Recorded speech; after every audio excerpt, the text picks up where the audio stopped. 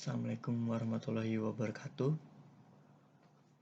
Pertama-tama, marilah kita terlebih dahulu untuk memanjatkan puji syukur kehadirat Allah Subhanahu wa Ta'ala yang telah memberikan kesehatan dan kesempatan pada kali ini untuk melihat dan mendengar pidato yang akan saya sampaikan pada saat ini. Tak lupa juga tentunya salawat dan salam akan kita aturkan kepada junjungan kita Nabi Muhammad SAW yang telah menyelamatkan kita semua dari zaman jahiliyah hingga ke zaman sekarang yang penuh cahaya dan keselamatan.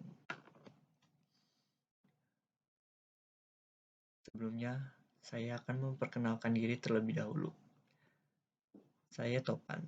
Saya adalah mahasiswa di salah satu universitas di Indonesia, yaitu Universitas Negeri Jakarta. Pada kesempatan kali ini, izinkan saya berpidato mengenai alam yang ada di Indonesia, yaitu Gunung Merapi yang akan memiliki potensi meledak. Tentu tahu betul bahwa seringkali negara kita dilanda dengan bencana gunung meletus, mulai dari Gunung Merapi, Gunung Sinabung, Gunung Kelut, dan masih banyak lagi gunung-gunung berapi lainnya yang meletus secara bergiliran. Tentunya, hal ini bukan lagi hal yang aneh, karena memang penampang alam negara kita yang berada di deretan pegunungan gunung berapi membuat negara kita rentan terhadap bencana yang satu ini. Namun, dengan banyaknya gunung berapi di negara kita, selain membuat bencana, nyatanya gunung-gunung berapi itulah yang kemudian membuat negara kita menjadi sebuah negara yang subur, sehingga memang tentunya kita patut mensyukuri. Melihat banyaknya gunung meletus yang sering terjadi, tentunya pemahaman mengenai bagaimana dan hal-hal apa yang mesti dilakukan ketika gunung meletus terjadi tentunya akan sangat penting untuk diketahui. Sehingga pada kesempatan kali ini saya akan memberikan sedikit hal-hal terkait gunung meletus. Satu hal yang perlu kita ketahui khususnya bagi para penghuni di sekitar gunung berapi adalah mengetahui tanda-tanda ketika gunung akan meletus. Ketika gunung berapi akan meletus, biasanya alam telah memberikan petunjuk yang sangat jelas. Di antaranya, turunnya binatang yang berada di atas gunung, hawa yang semakin panas, sering terjadinya gempa, dan munculnya suara gemuruh yang berasal dari gunung.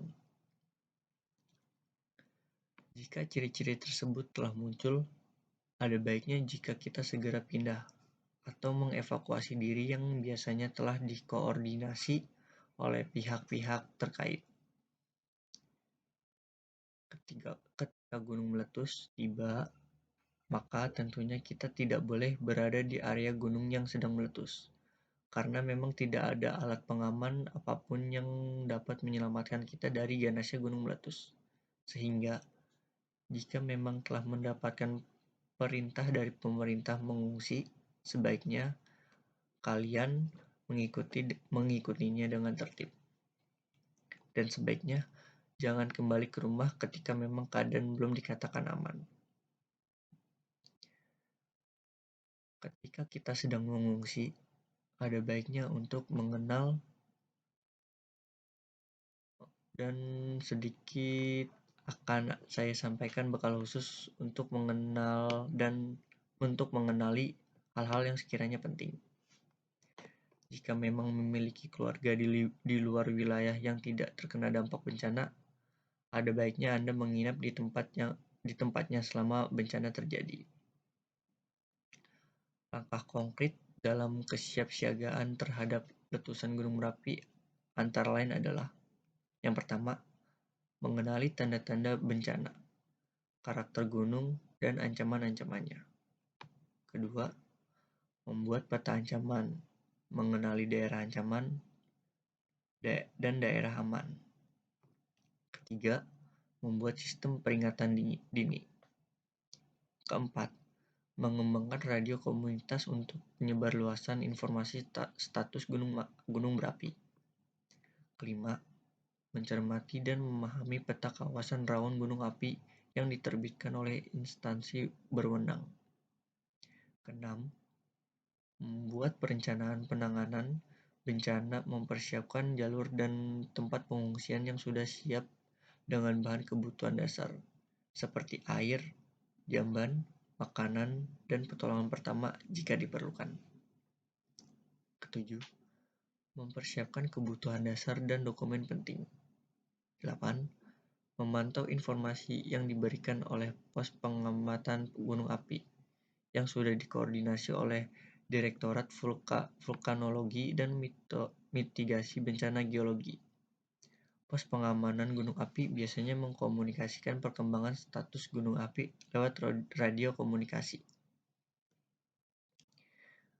Selanjutnya, tindakan yang dilakukan ketika telah terjadi letusan adalah hindari daerah rawan bencana seperti lereng gunung, lembah, aliran sungai kering, dan daerah aliran lahar. Hindari tempat terbuka dan lindungi diri dari abu letusan. Selanjutnya, masuk ruang lindung darurat bila terjadi awan panas. Siapkan diri untuk kemungkinan bencana susulan dan kenakan pakaian yang bisa melindungi tubuh seperti baju lengan panjang, celana lengan panjang, topi, dan sebagainya. Selanjutnya, melindungi mata dari debu. Bila ada, gunakan pelindung mata seperti kacamata renang atau apapun yang bisa mencegah masuknya debu ke dalam mata. Dan jangan memakai lensa kontak.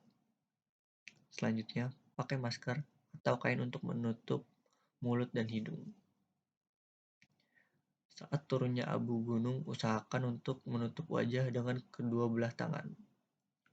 Jauhi wilayah yang terkena hujan abu. Bersihkan tempat dari timbunan abu. Hindari berkendara di daerah terkena hujan abu karena bisa merusak mesin, motor, rem, transmisi, hingga pengapian. Lalu, ikuti informasi melalui sumber informasi yang ada, seperti radio dan TV, atau kontak instansi terkait. Selanjutnya adalah dampak letusan gunung berapi. Yang pertama, gangguan pernafasan penglihatan. Kedua, pencemaran sumber air bersih. Ketiga, menyebabkan badai listrik. Keempat, mengganggu kerja mesin dan kendaraan bermotor. Kelima, merusak atap rumah dan ladang. Keenam, mengubah infrastruktur, kebakaran hutan dan lahan. 8. Korban jiwa akibat aliran lava, awan panas, banjir lahar. Dan terakhir, jatuhan pasir dan batu. Baik, sebelum mengakhiri pidato kali ini, izinkan saya menyampaikan sebuah kata, agar kita bisa mensyukuri apa yang kita dapat. Hiduplah seakan hari ini adalah hari terakhir, sehingga kamu memanfaatkan sedetik pun di hidup kamu dengan bermanfaat. Demikian yang dapat saya sampaikan. Kurang lebihnya mohon maaf. Billahi taufiq wal hidayah. Wassalamualaikum warahmatullahi wabarakatuh.